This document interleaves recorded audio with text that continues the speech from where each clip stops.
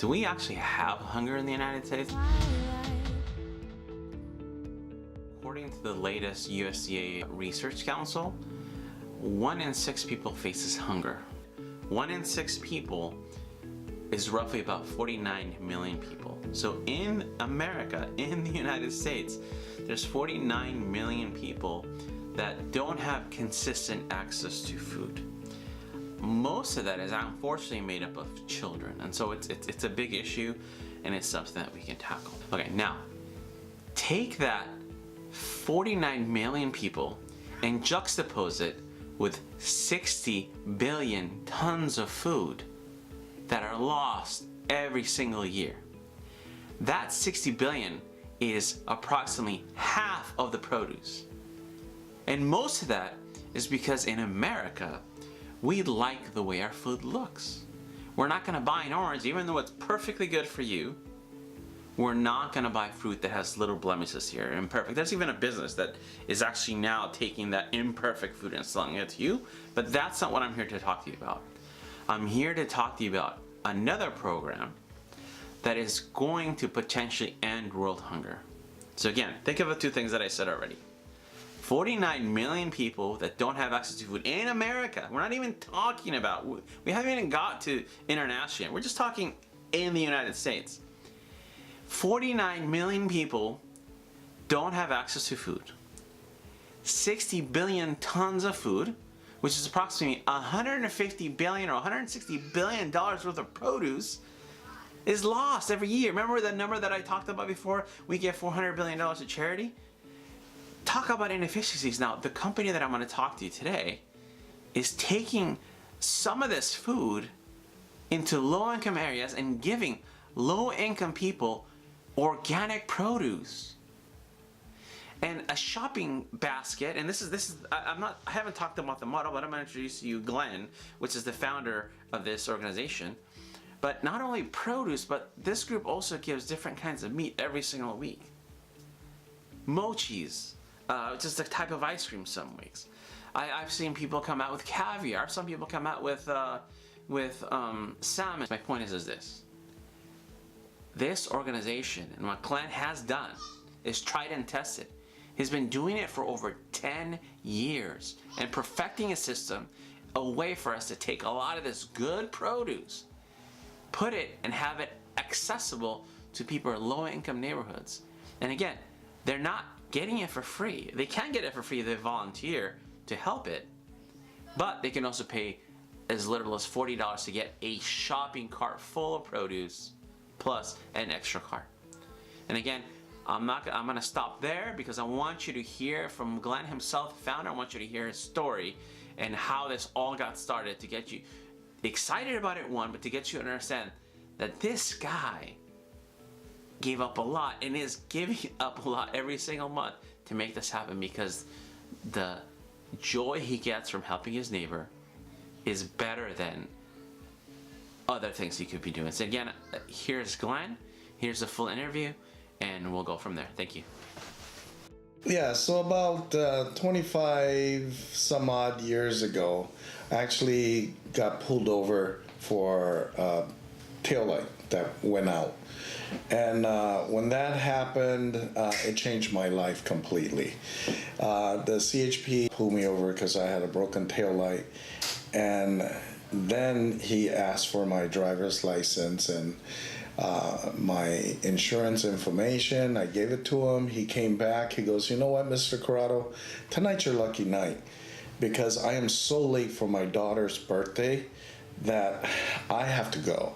But you have 2 warrants for your arrest, by the way, okay? But they seem like they're minor infractions. It's for failure to appear, and it looks like it's for some minor traffic infraction. So get off my freeway, get it taken care of." I'm like, thank you. Yeah, he said, "Any other night I would impound your car, I would take you to jail and do all kinds of bad things to you." And so the following day I went down to Hill Street, got things done. The judge told me I had to do 100 hours of community service. And I'm like, no, I don't have time for that. And he goes, well, that's because you snubbed at the judicial system for the past 3 years. So 100 hours, boom, go downstairs and to the community service section. I was like, wow. So I went down there. They gave me this paper, and it had all the names of all the charities or organizations or places where I could volunteer to work off my community service. So on there it said food bank. I've never been to a food bank. I don't know what a food bank really is. I used to work at Vaughn's, or actually Safeway when I was a kid. So I'm like, okay, well, maybe I'll volunteer there. Things always happen for a reason. And I went in there and I was horrified. I volunteered at this food bank. I literally was the guy in charge of putting together 2 cans of Campbell's soup, spaghetti, macaroni and cheese, a little thing of apple, and a little thing of bananas and oranges, and 1 loaf of bread. I was like, what the heck is going on? Because when I worked at, we threw away so much stuff. We're in the United States. This is the land of waste. And one day, I was doing my community service. A family came in, and I gave them 2 loaves of bread. The lady that was in charge grabbed me by my shoulder and said, I told you 1 loaf of bread. And I said, whoa, I'm so sorry. But, I've been here 6 hours. This is the second family that came in. And you have all these racks of bread here. It's going to go to waste if I don't give it out. 1 loaf of bread. That was the trigger. So back then, they didn't have cell phones. So I went in the yellow page. I looked up pantries. I looked up food banks. I looked up churches. I called all over the place, the archdiocese. Hey, do you guys give out food? No, we don't. But I can tell you where we can direct you. Yeah, we're not in that business anymore. I said, okay, whatever. Yeah. So I went and I researched it, and I volunteered at all these places. Every single place that I went to was exactly the same way.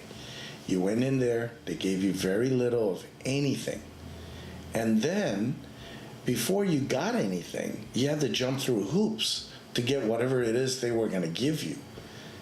Take all your information down, your name, address, phone number, how much money you made, this and that, your taxes, all of that. As soon as you leave, they turn around, dear rich old lady in Pasadena, we need $600 to support this family, and the check just comes right in. Watch me. Like that. I did not know before this that only 5% of all donations need to go to the cause. So when you give $1 to Jerry's Kids only gets a nickel. That's it. 1 nickel. I was horrified. I was like, wow, this is criminal. So anyways, years go by. About 11 years ago, 2007, 2:30 in the morning, the Lord spoke to me. And I nudged my wife. I said, baby, listen, God just spoke to me. She goes, what? And she looks over at the alarm clock, and it's like 2:30. She goes, it's 2:30 in the morning. And why is he talking to you? You don't even go to church. He should be talking to me. I said, I don't know, but I have to open a food bank. He told me I got to open the food bank. He goes, are you crazy? Go back to sleep. Boom. The next morning, I called my realtor. I said, hey, look, listen, last night, God spoke to me, and I have to open a food bank. He couldn't stop laughing. Like, are you crazy? When he was done, I said, look, this is what I want. I need a 10,000 square foot warehouse. And I need to be in the most impoverished part of town. He goes, how do I find that out? I said, well, I have an idea. I think if you get the Census Bureau and find out from K to 12, which is the most kids that go on the school lunch program, the most incidents of the school lunch program in a certain district, that's where I want to be. So he came back at me a week later and said, Pico Union, 98% of the kids there are on the school lunch program from K to 12. I said, that's it. Find me a 10,000 square foot warehouse. He goes, whoa, hold on, Glenn. Why don't I just find you a 1,000 square foot warehouse and a 1,000 square foot storefront? That's what he said, a storefront. And in that way, you can just do whatever you need to do, satisfy your demons, and then you can say, Dear Jesus, dear God, I did whatever you needed me to do. Adios, boom. You're gonna lose your butt. You have no idea. Have you ever done it? I said, no, I've never opened a food bank. I've never done any of that. But you know what was incredible was that when the Lord spoke to me that morning, 2:30 in the morning, it was as if he put a chip in my brain. This is gonna sound very psychotic, but it was like all the plans were there. It was all set up. I knew exactly what to do, who to call, what licenses to get, and all of that. Boom, boom, boom. We're open. 10,000 square foot warehouse, 1014 Venice Boulevard, right there, our first location. We were there for 7 years.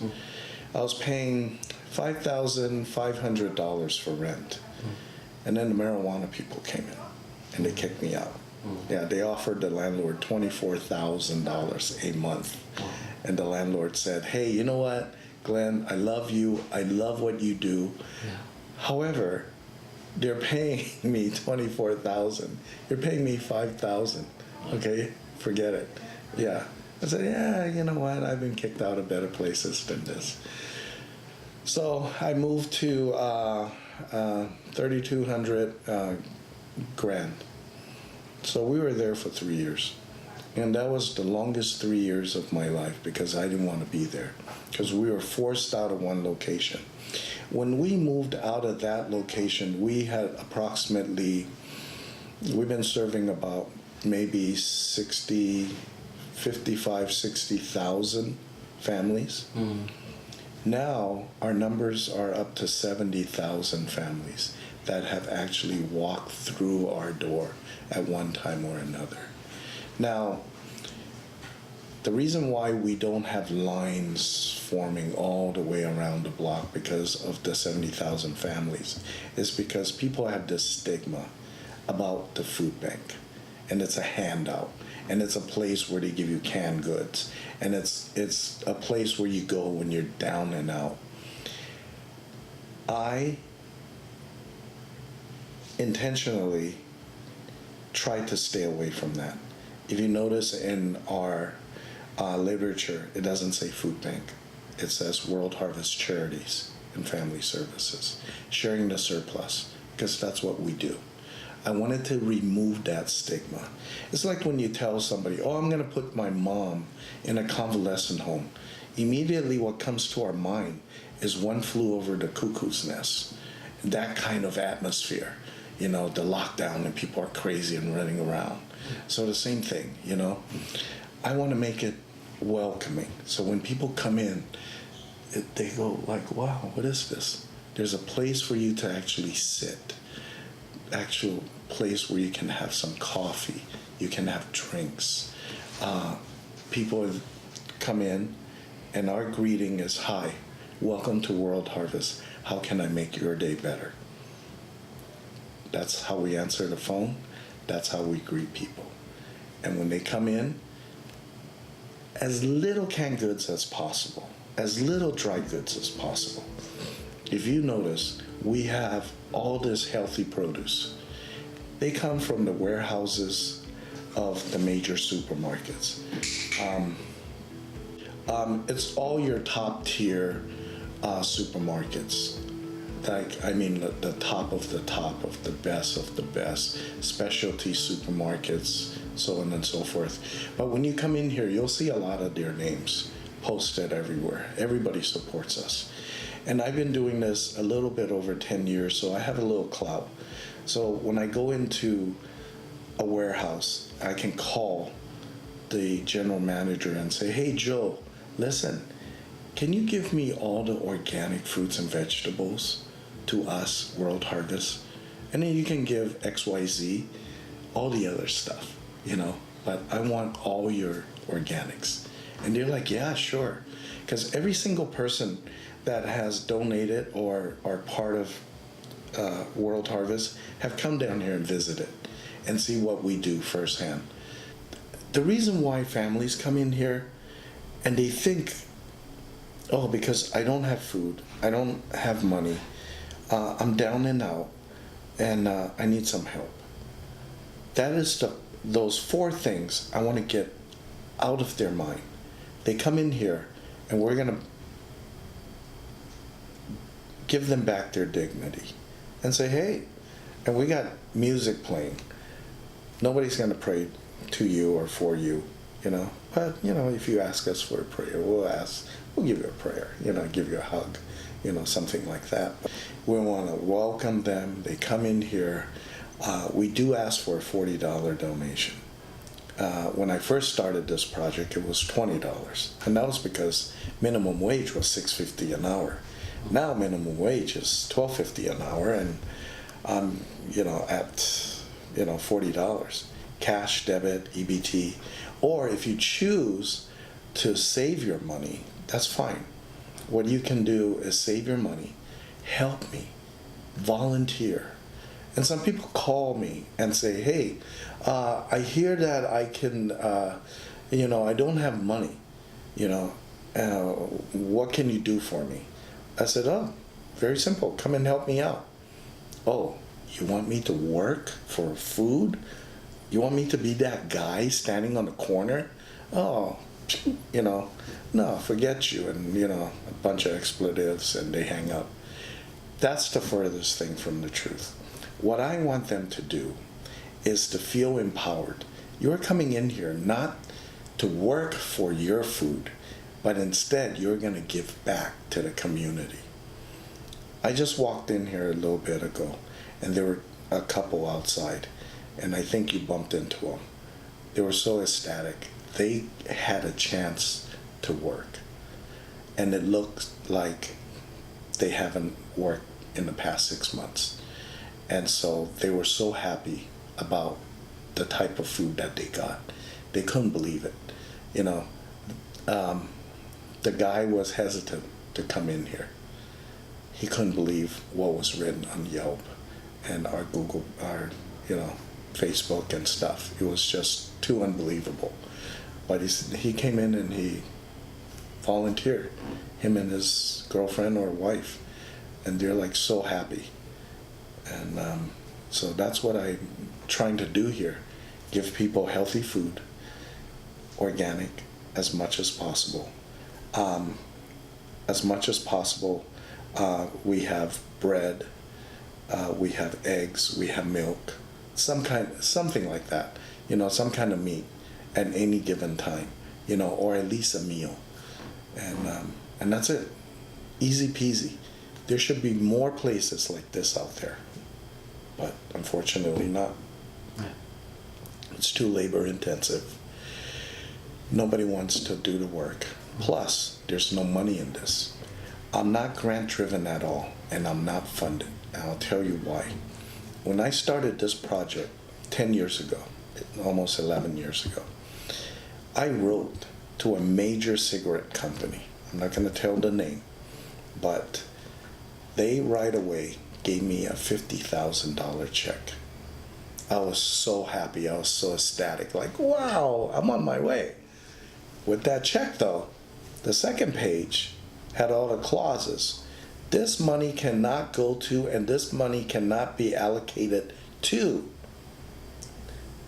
somebody who's a veteran receiving veterans benefits, somebody who makes more than this amount of money, someone who does not have a proper US ID, I'm like, wow, if they're on SSI or on DPSS or any kind of welfare system or Section 8, they would not be eligible to receive any part of that money that, you know, we can use to help them. I was like, wow, this is everybody. This is everybody here in Los Angeles. You are just, you know, just eliminating everybody here. So I put a big old void on the check. I'm half Chinese, and this goes against all my DNA and all my, you know, my background. And I don't know if you want to edit that out, but, you know, maybe not. But, you know, hey, you know, it's hard for us to return money, but I did. I voided it out, and I typed the letter, shame on you, you know, blank, blank, blank, you know, major cigarette company. Yeah. And my wife freaked out. I said, oh my God, what are you gonna do? I said, don't worry, we have savings. We'll start it with some savings. And don't worry, I'll put it back. It's going on 11 years, I haven't put it back. So, but here we are, 70,000 families and growing.